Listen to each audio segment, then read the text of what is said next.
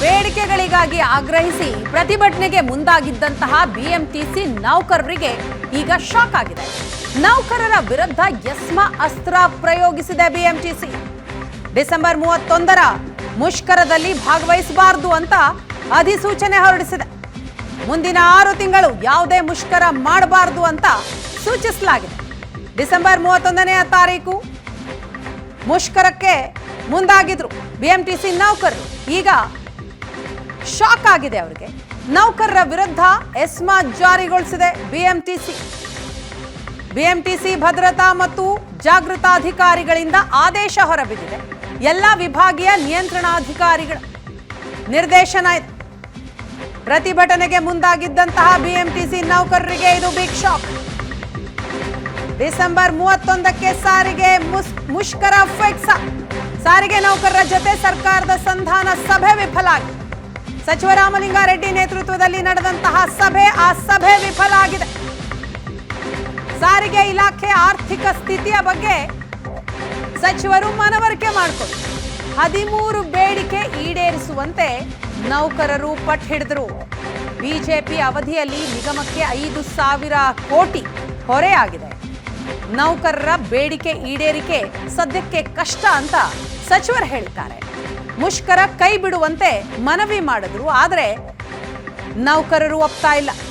ಈ ಬಗ್ಗೆ ಮಾಹಿತಿಯನ್ನ ಕೊಡ್ತಾರೆ ನಮ್ಮ ಪ್ರತಿನಿಧಿ ವಿದ್ಯಾ. ಇದೀಗ ನಮ್ಮ ಜೊತೆ ಸಂಪರ್ಕದಲ್ಲಿದ್ದಾರೆ. ವಿದ್ಯಾ, ಸಾರಿಗೆ ನೌಕರರ ಮುಷ್ಕರ ಫಿಕ್ಸ್, ಏನಾಯ್ತು ಸಭೆಯಲ್ಲಿ?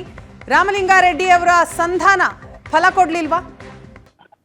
ವೀಣಾ, ರಾಮಲಿಂಗಾರೆಡ್ಡಿ ಅವರು ಇವತ್ತು ಜಂಟಿ ಕ್ರಿಯಾ ಸಮಿತಿ ಸಂಘಟನೆ ಏನಿದೆ ಇವರು ಮುಷ್ಕರಕ್ಕೆ ಕರೆಯನ್ನ ನೀಡಿದ್ರು. 21 ದಿನಗಳ ಮುಂಚಿತವಾಗಿ ಮುಷ್ಕರ ಮಾಡಬೇಕು ಅಂತ ಹೇಳಿದ್ರೆ ಅವರು ಮುಷ್ಕರದ ನೋಟಿಸ್ ಅನ್ನ ಸರ್ಕಾರಕ್ಕೆ ಕೊಡಬೇಕಾಗತ್ತೆ. ಅದೇ ರೀತಿಯಾಗಿ ಬೆಳಗಾವಿಯಲ್ಲಿ ನಡೆದಂತಹ ಸೆಷನ್ಗೆ ಹೋಗಿ ಅವರು ಮುಷ್ಕರದ ನೋಟಿಸ್ ಅನ್ನ ಸರ್ಕಾರಕ್ಕೆ ನೀಡಿದ್ರು. ಅದೇ ರೀತಿಯಾಗಿ ನಾವು ಡಿಸೆಂಬರ್ 31ನೇ ತಾರೀಕು ನಮ್ಮ ಬೇಡಿಕೆಗಳನ್ನ ಈಡೇರಿಕೆ ಮಾಡ್ಲಿಲ್ಲ ಅಂದ್ರೆ ಅವತ್ತು ನಾವು ಮುಷ್ಕರ ಮಾಡೇ ಮಾಡ್ತೀವಿ ಅಂತ ಹೇಳಿ ಈಗ ಆಲ್ರೆಡಿ ಸಂಘಟನೆಗಳು ಸಾಕಷ್ಟು ಬಾರಿ ಹೇಳ್ತಾ ಇರುವಂತದ್ದು. ಇದರ ಜೊತೆಗೆ ಈಗ ಆಲ್ರೆಡಿ ಯಾರೆಲ್ಲ ಮುಷ್ಕರದಲ್ಲಿ ನಾವು ಭಾಗಿಯಾಗಬೇಕು, ಬಸ್ಗಳನ್ನ ನಿಲ್ಲಿಸಿ ನಾವು ಮುಷ್ಕರಕ್ಕೆ ಹೋಗ್ತೀವಿ ಅಂತ ಹೇಳಿ ಪಣ ತೊಟ್ಟಿದ್ರು, ಅವರಿಗೆ ಒಂದು ಕಡೆ ಬಿಎಂಟಿಸಿ ಶಾಕ್ ಅನ್ನ ನೀಡಿದೆ.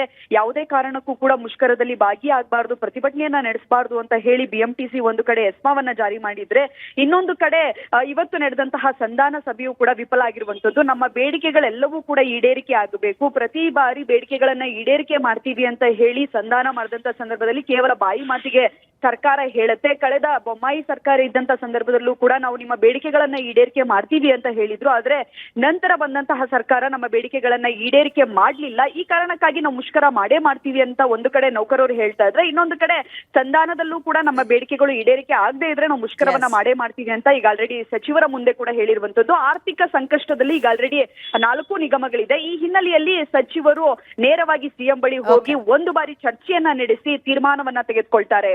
ವೀಣಾ, ಥ್ಯಾಂಕ್ ಯು ವಿದ್ಯಾ ತಮ್ಮ ಮಾಹಿತಿಗಾಗಿ. ಮಾಜಿ ಸಂಸದ ಡಿಕೆ ಸುರೇಶ್ ಹೆಸರಿನಲ್ಲಿ ಚಿನ್ನಾಭರಣ ವಂಚನೆ ಪ್ರಕರಣ ರಾಜ್ಯದಲ್ಲಿ ಬಹಳ ದೊಡ್ಡ ಮಟ್ಟದಲ್ಲಿ ಸದ್ದು ಮಾಡ್ತಾ ಇದೆ.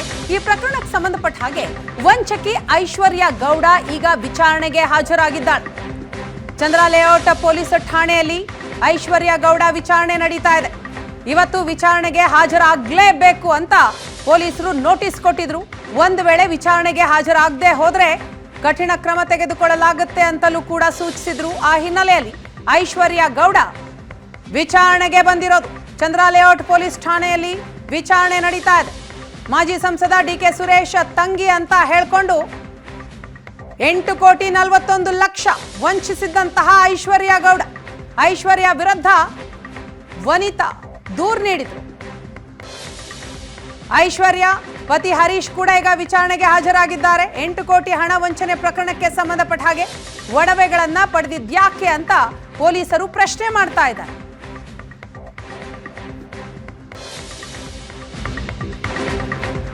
ಇನ್ನು ಡಿಕೆ ಸುರೇಶ್ ಹೆಸರಿನಲ್ಲಿ ಚಿನ್ನಾಭರಣ ವಂಚನೆ ಪ್ರಕರಣಕ್ಕೆ ಸಂಬಂಧಪಟ್ಟ ಹಾಗೆ ಯಾರೇ ನನ್ನ ಹೆಸರು ಬಳಸಿಕೊಂಡಿದ್ರು ಅದು ಅಪರಾಧ, ಕಮಿಷನರ್ಗೆ ದೂರು ನೀಡ್ತೇನೆ ಅಂತ ಸ್ವತಃ ಡಿಕೆ ಸುರೇಶ್ ಅವರು ರಿಯಾಕ್ಟ್ ಮಾಡಿದ್ದಾರೆ.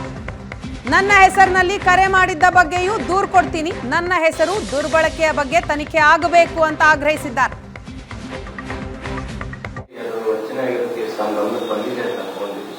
ನಾನು ಕೂಡ ಇದನ್ನು ಕೂಡ ಮೊನ್ನೆ ಲಾಸ್ಟ್ 4-5 ಡೇಸ್ ಬ್ಯಾಕ್ ಗಮನಿಸಿದೆ. ಪೊಲೀಸರು ತನಿಖೆ ಮಾಡಲಿ. ಯಾರೇ ನನ್ನ ಹೆಸರನ್ನ ಬಳಕೆ ಮಾಡಿಕೊಂಡ್ರು ಕೂಡ ಅದು ನನ್ನ ಅಪರಾಧ.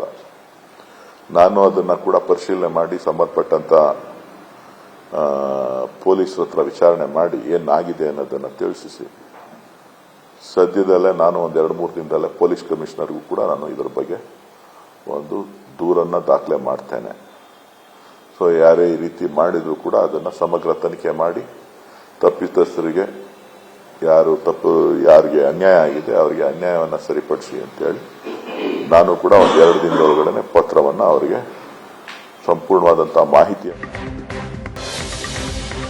ಡಿಕೆ ಸುರೇಶ್ ಹೆಸರೇಳಿ ಚಿನ್ನಾಭರಣ ವಂಚನೆ ಮಾಡದಂತಹ ಪ್ರಕರಣಕ್ಕೆ ಸಂಬಂಧಪಟ್ಟ ಹಾಗೆ ಬೆಂಗಳೂರು ಪೊಲೀಸ್ ಆಯುಕ್ತ ದಯಾನಂದ್ ಅವರು ಕೂಡ ಹೇಳಿಕೆಯನ್ನ ನೀಡಿದ್ದಾರೆ. ಚಂದ್ರ ಲೇಔಟ್ ಪೊಲೀಸರು ಆರೋಪಿಗಳಿಗೆ ನೋಟಿಸ್ ಕೊಟ್ಟಿದ್ದಾರೆ. ಸೆಕ್ಷನ್ಗಳ ಆಧಾರದ ಮೇಲೆ ಆರೋಪಿಗಳ ಬಂಧನ. ಪ್ರಕರಣ ದಾಖಲಾಗಿದೆ. ಅದರ ಬಗ್ಗೆ ತನಿಖೆ ಸ್ಥಳೀಯ ಪೊಲೀಸರು ತನಿಖೆ ಮಾಡ್ತಾ ಇದ್ದಾರೆ. ಆರೋಪಿಗೆ ಅಥವಾ ಆರೋಪಿತೆಗೆ ನೋಟಿಸನ್ನು ಕೊಡಲಾಗಿದೆ. ಅದರ ತನಿಖೆಯ ಪ್ರಕ್ರಿಯೆಗಳೇನಿದೆ ಅದಕ್ಕೆ ಪೂರಕವಾಗಿ ಪೊಲೀಸರು ಕಾರ್ಯವನ್ನು ವಹಿಸ್ತಾ ಇದ್ದಾರೆ.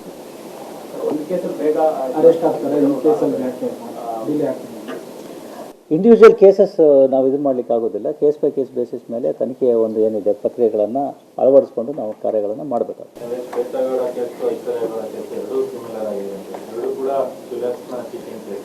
ನಾನು ಅದರಲ್ಲಿ ಇರ್ತಕ್ಕಂಥದ್ದು ಏನು ಯಾವ ಸೆಕ್ಷನ್ಗಳ ಅಡಿಯಲ್ಲಿ ಪ್ರಕರಣ ದಾಖಲಾಗಿದೆ ಮತ್ತು ಆರೋಪಿ ಅಥವಾ ಆರೋಪಿತೆಯರು ಏನಿದ್ದಾರೆ ಅವರು ಯಾವ ರೀತಿ ತನಿಖೆಗೆ ಸಹಕರಿಸ್ತಾರೆ ಅನ್ನೋದರ ಆಧಾರದ ಮೇಲೆ ನಮ್ಮ ಪ್ರಕ್ರಿಯೆಗಳು ನಿರ್ಭರ ಆಗಿರ್ತವೆ. ಮಾಜಿ ಸಂಸದ ಡಿಕೆ ಸುರೇಶ್ ಹೆಸರಿನಲ್ಲಿ ಚಿನ್ನಾಭರಣ ವಂಚನೆ ಪ್ರಕರಣ ರಾಜ್ಯದಲ್ಲಿ ಬಹಳ ದೊಡ್ಡ ಮಟ್ಟದಲ್ಲಿ ಸದ್ದು ಮಾಡ್ತಾ ಇದೆ. ಈ ಪ್ರಕರಣಕ್ಕೆ ಸಂಬಂಧಪಟ್ಟ ಹಾಗೆ ವಂಚಕಿ ಐಶ್ವರ್ಯ ಗೌಡ ಈಗ ವಿಚಾರಣೆಗೆ ಹಾಜರಾಗಿದ್ದಾಳೆ. ಚಂದ್ರ ಲೇಔಟ್ ಪೊಲೀಸ್ ಠಾಣೆಯಲ್ಲಿ ಐಶ್ವರ್ಯ ಗೌಡ ವಿಚಾರಣೆ ನಡೀತಾ ಇದೆ. ಇವತ್ತು ವಿಚಾರಣೆಗೆ ಹಾಜರಾಗಲೇಬೇಕು ಅಂತ ಪೊಲೀಸರು ನೋಟಿಸ್ ಕೊಟ್ಟಿದ್ರು. ಒಂದು ವೇಳೆ ವಿಚಾರಣೆಗೆ ಹಾಜರಾಗದೆ ಹೋದ್ರೆ ಕಠಿಣ ಕ್ರಮ ತೆಗೆದುಕೊಳ್ಳಲಾಗುತ್ತೆ ಅಂತಲೂ ಕೂಡ ಸೂಚಿಸಿದ್ರು. ಆ ಹಿನ್ನೆಲೆಯಲ್ಲಿ ಐಶ್ವರ್ಯ ಗೌಡ ವಿಚಾರಣೆಗೆ ಬಂದಿರೋದು. ಚಂದ್ರ ಲೇಔಟ್ ಪೊಲೀಸ್ ಠಾಣೆಯಲ್ಲಿ ವಿಚಾರಣೆ ನಡೀತಾ ಇದೆ. ಮಾಜಿ ಸಂಸದ ಡಿಕೆ ಸುರೇಶ್ ತಂಗಿ ಅಂತ ಹೇಳ್ಕೊಂಡು 8,41,00,000 ವಂಚಿಸಿದ್ದಂತಹ ಐಶ್ವರ್ಯ ಗೌಡ, ಐಶ್ವರ್ಯ ವಿರುದ್ಧ ವನಿತಾ ದೂರು ನೀಡಿದ್ರು. ಐಶ್ವರ್ಯ ಪತಿ ಹರೀಶ್ ಕೂಡ ಈಗ ವಿಚಾರಣೆಗೆ ಹಾಜರಾಗಿದ್ದಾರೆ. 8 ಕೋಟಿ ಹಣ ವಂಚನೆ ಪ್ರಕರಣಕ್ಕೆ ಸಂಬಂಧಪಟ್ಟ ಹಾಗೆ ಒಡವೆಗಳನ್ನ ಪಡೆದಿದ್ಯಾಕೆ ಅಂತ ಪೊಲೀಸರು ಪ್ರಶ್ನೆ ಮಾಡ್ತಾ ಇದ್ದಾರೆ.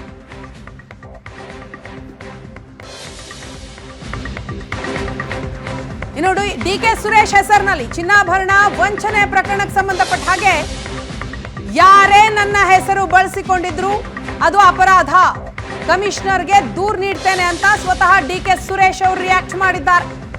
ನನ್ನ ಹೆಸರಿನಲ್ಲಿ ಕರೆ ಮಾಡಿದ್ದ ಬಗ್ಗೆಯೂ ದೂರು ಕೊಡ್ತೀನಿ, ನನ್ನ ಹೆಸರು ದುರ್ಬಳಕೆಯ ಬಗ್ಗೆ ತನಿಖೆ ಆಗಬೇಕು ಅಂತ ಆಗ್ರಹಿಸಿದ್ದಾರೆ.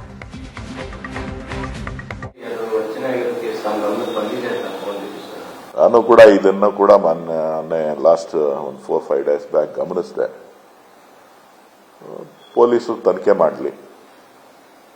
ಯಾರೇ ನನ್ನ ಹೆಸರನ್ನ ಬಳಕೆ ಮಾಡಿಕೊಂಡ್ರು ಕೂಡ ಅದು ನನ್ನ ಅಪರಾಧ.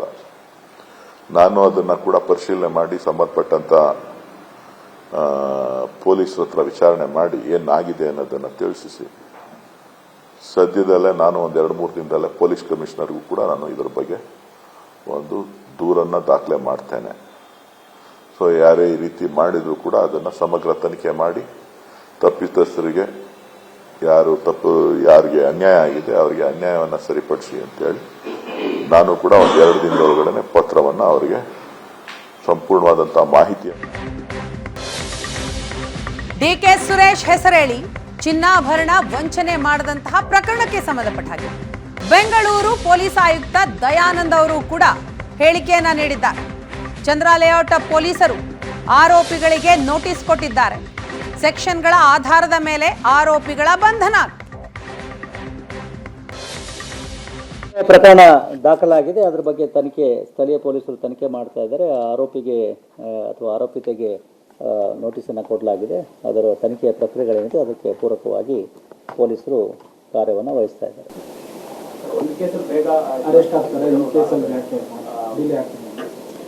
ಇಂಡಿವಿಜುವಲ್ ಕೇಸಸ್ ನಾವು ಇದು ಮಾಡಲಿಕ್ಕೆ ಆಗೋದಿಲ್ಲ. ಕೇಸ್ ಬೈ ಕೇಸ್ ಬೇಸಿಸ್ ಮೇಲೆ ತನಿಖೆಯ ಒಂದು ಏನಿದೆ ಪ್ರಕ್ರಿಯೆಗಳನ್ನು ಅಳವಡಿಸ್ಕೊಂಡು ನಾವು ಕಾರ್ಯಗಳನ್ನು ಮಾಡಬೇಕಾಗ್ತದೆ.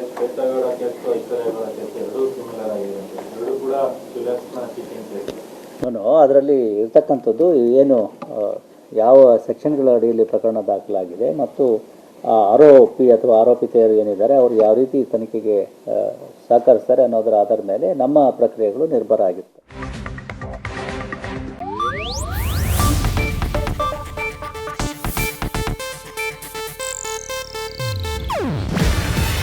ಇದು ಏಷ್ಯಾನೆಟ್ ನ್ಯೂಸ್ ನೆಟ್ವರ್ಕ್ ಪ್ರಸ್ತುತಿ. ನೀವು ನೋಡ್ತಿದ್ದೀರಾ ಏಷ್ಯಾನೆಟ್ ಸುವರ್ಣ ನ್ಯೂಸ್.